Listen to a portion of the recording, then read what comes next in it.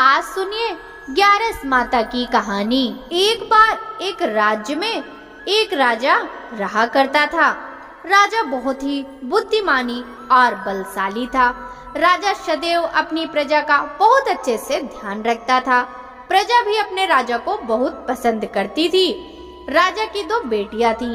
राजा अपनी दोनों बेटियों से बहुत प्रेम करता था। राजा की छोटी बेटी देखने में बहुत सुंदर और आकर्षक थी। राजा की बड़ी बेटी छोटी बेटी के मुकाबले थोड़ा कम सुंदर थी। राजा की छोटी बेटी ग्यारस माता की पूजा किया करती थी और सभी लोग राजा की छोटी बेटी से बहुत प्रेम करते थे, बहुत प्रशंसा किया करते थे।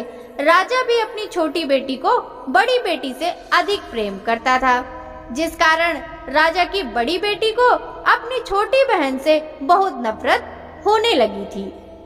राजा की दोनों बेटियां जब बड़ी हो गईं, तब एक पड़ोस राज्य में रहने वाला राजकुमार राजा की बड़ी बेटी के लिए रिश्ता लेकर आया।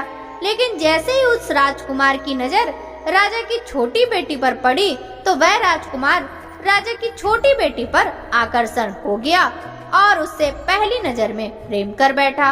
उस राजकुमार ने राजा की बड़ी बेटी के साथ विवाह करने से मना कर दिया और उसने राजा से कहा कि मैं आपकी छोटी बेटी से विवाह करना चाहता हूँ। जिसके बाद राजा की बड़ी बेटी यह देखकर अपनी छोटी बहन से बहुत क्रोधित हुई और राजा की बड़ी बेटी ने अपनी छोटी बहन को अपना सबसे बड़ा दुश्मन मान लिया।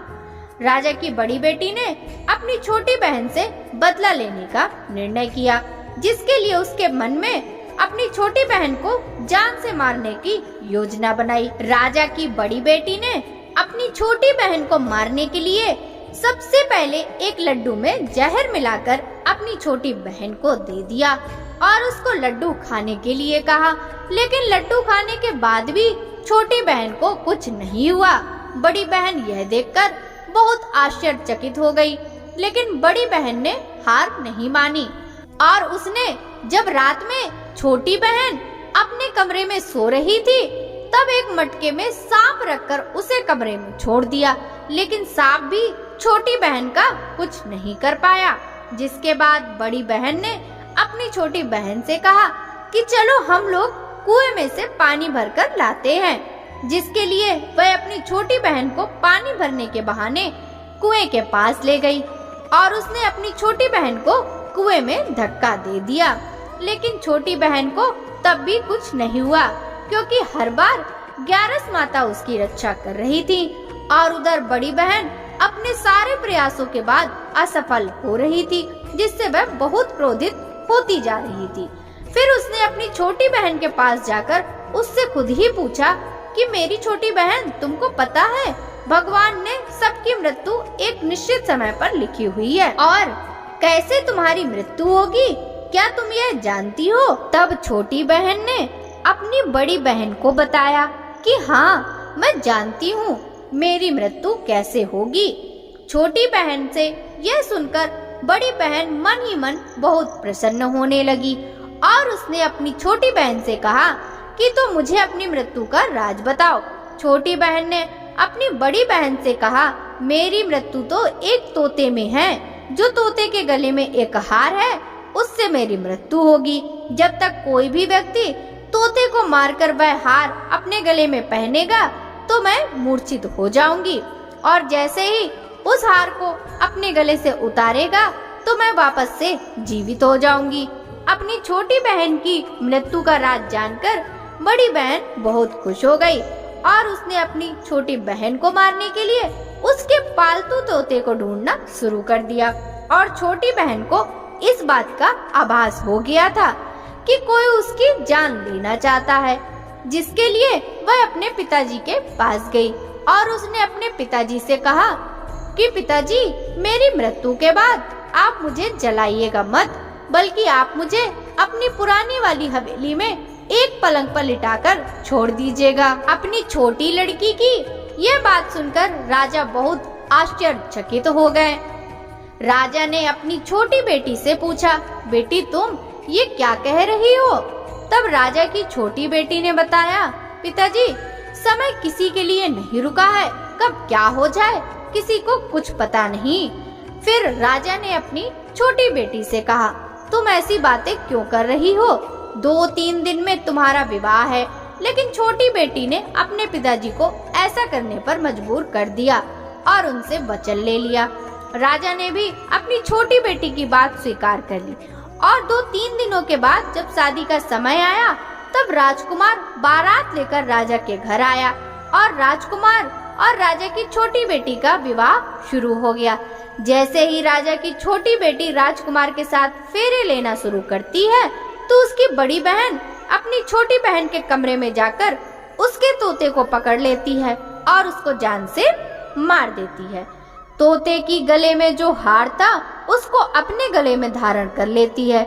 जैसे ही बड़ी बहन उस हार को अपने गले में धारण करती है तो उधर छोटी बहन 3.5 फेरे ही ले पाती है और वहीं पर बेहोश होकर गिर जाती है। जिसके बाद राजा ने बड़े बड़े वैद्यों को बुलाया और अपनी छोटी बेटी का इलाज करने के लिए कहा।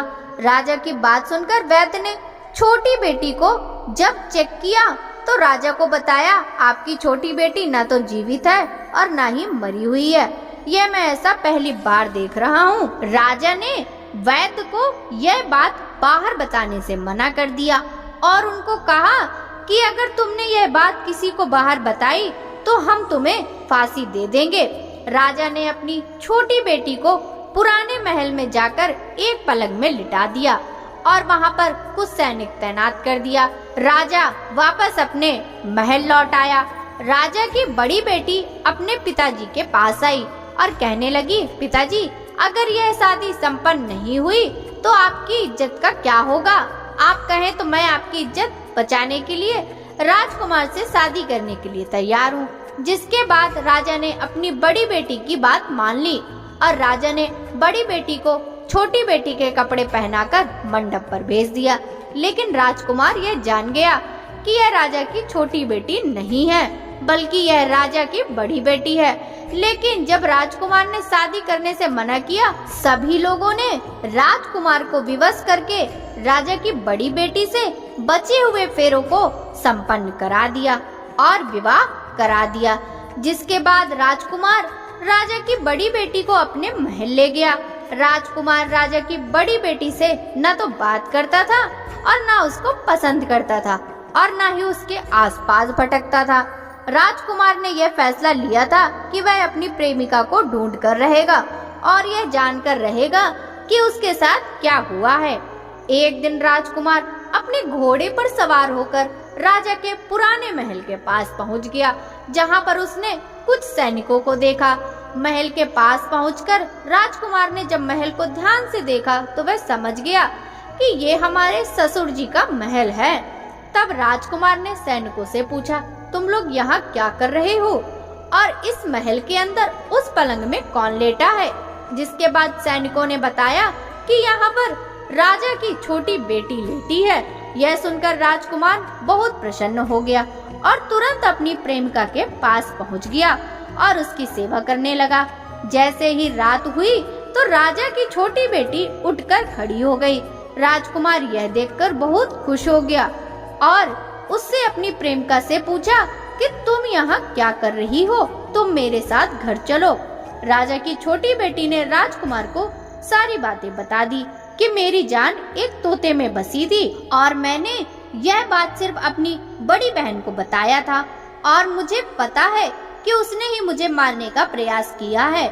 उसके पास एक हार है जिसको वह सुबह पहन लेती है और रात को उतार देती है। जब तक वह हार को पहने रहती है तब तक मैं मूर्छित रहती हूँ और जैसे ही वह हार उतार देती है तो मैं जीवित हो जाती हूँ और जब तक मेरी बड़ी बहन के पास वह हार है तब तक मैं ऐसे ही जीवित और मूर्छित होती रहूंगी। अगर मेरी बड़ी बहन के पास जो हार है वह मेरे हाथ लग जाए तो मैं हमेशा के लिए जीवित हो जाऊंगी। राजकुमार की यह बात सुनकर राजा की छोटी बेटी के पास रहने का निर्णय ले लिया और उसने अपने बचे हुए सारे फेरे उस पलंग में लेटी राजा की छोटी बेटी के साथ ले लिए और अपना विवाह पूर्ण कर लिया और वहीं पर ही रहने लगा। देखते ही देखते कुछ समय में राजा की छोटी बेटी और राजकुमार की पत्नी पेट से हो गई। एक दिन राजकुमार को किसी काम से बाहर जाना पड़ा। तब छोटी बेटी के पेट में बहुत तेज से दर्द होने लगा, जिसके बाद उसने ग्यारस माता का आवाहन किया। जिसके बाद वहाँ पर ग्यारस माता प्रकट हुई और उन्होंने अपने भक्तों के दर्द को दूर किया, एक पुत्र की प्राप्ति करवाई। वहीं अचानक से राजकुमार भी आ गया। राजकुमार ने ग्यारस माता को देखा तो वह आश्चर्यचकित हो गया और उसने तुरंत माता को प्रणाम किया। और ग्यारस माता ने राजकुमार से कहा कि जब तुम्हारा पुत्र 5 वर्ष का हो जाए तुम अपनी पत्नी का हार इसके गले में डाल देना। और देखते देखते राजकुमार और राजा की छोटी बेटी का पुत्र 5 वर्ष का हो जाता है। तो राजकुमार अपने बेटे से कहता है कि बेटा, मैं कुछ काम से बाहर जा रहा हूँ, तुम अपनी माता का ध्यान रखना, और वहाँ से चला जाता है। राजकुमार को बाहर निकलता देख बड़ी बहन के सैनिक देख लेते हैं और बड़ी बहन को जाकर सारी बातें बता देते हैं। जिसके बाद बड़ी बहन अपनी छोटी बहन के पुत्र को वहाँ से उठवा लेती है और उसको मरवा देती है। छोटी बेटी के पुत्र के 2 टुकड़े करवा देती है। पहला टुकड़ा चक्की के पास छुपवा देती है और दूसरा टुकड़ा अपनी पलंग के नीचे रख लेती है। अब ग्यारस माता भिखारी का रूप लेकर आती हैं। एक भिखारी का रूप लेकर बड़ी बहन के पास जाती हैं, जिसके बाद वहाँ पर भिक्षा मांगने लगती हैं। बड़ी बहन अपने नौकरों से कहती हैं कि जाकर भिक्षा दे दो।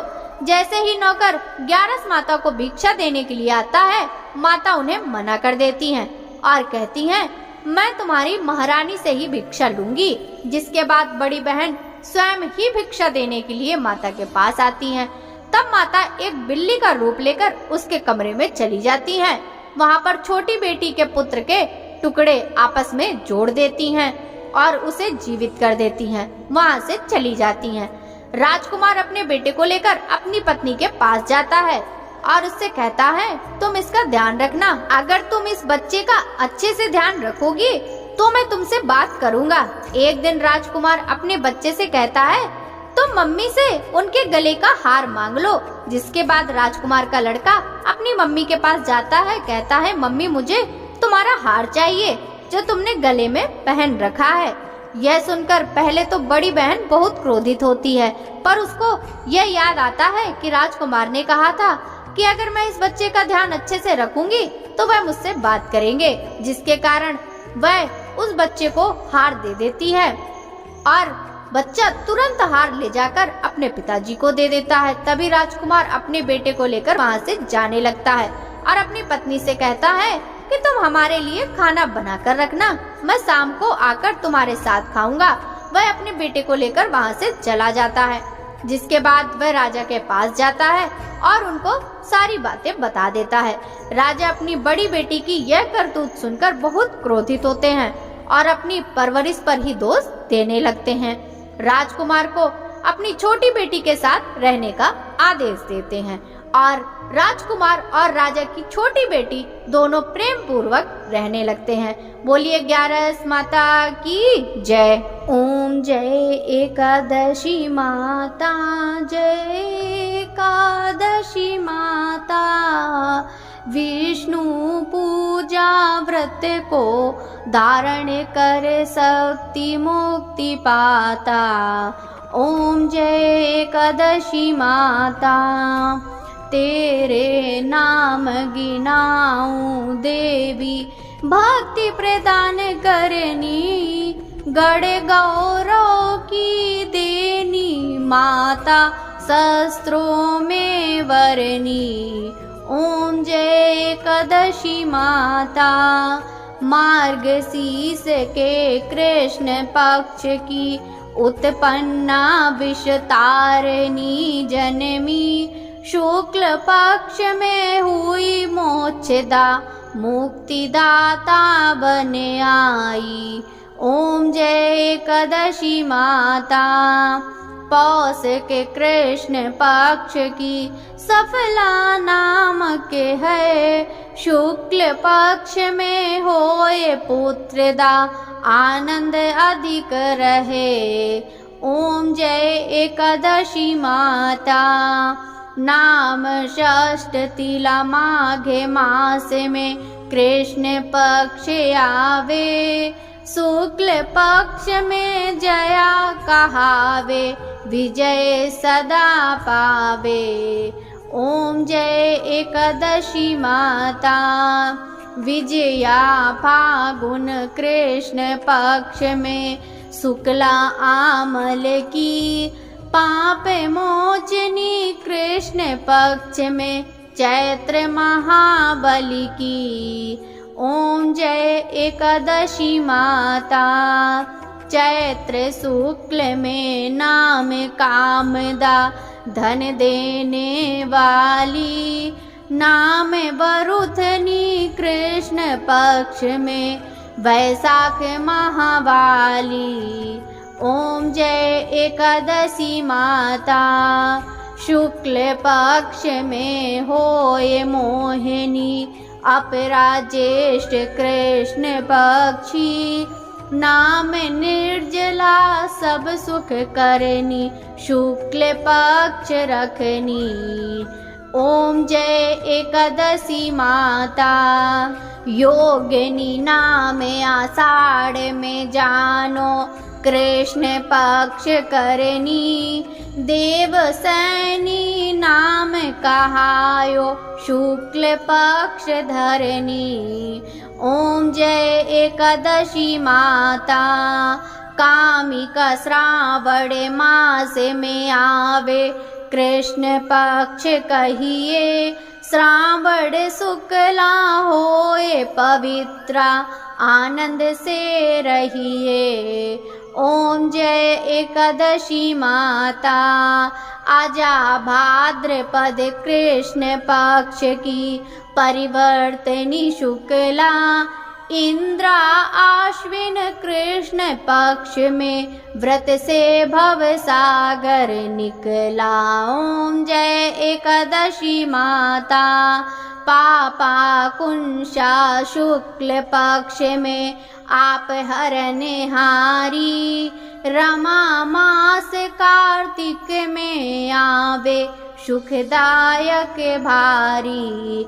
ओम जय एकादशी माता। देवोत्थानी शुक्ल पक्ष की, दुख नाशक मैया। पावन मास में करूँ विनती, पार करो नैया। ओम जय एकादशी माता। परमा कृष्ण पक्ष में होती, जन मंगल करनी। शुक्ल मास में होए पद्मिनी, दुख दारिद्र हरनी। ओम जय एकादशी माता।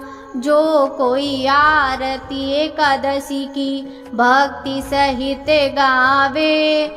जन गुरुदिता स्वर्ग का वासा, निश्चय वह पावे। ओम जय एकादशी माता। जय एकादशी माता। बोलिए एकादशी माता की जय।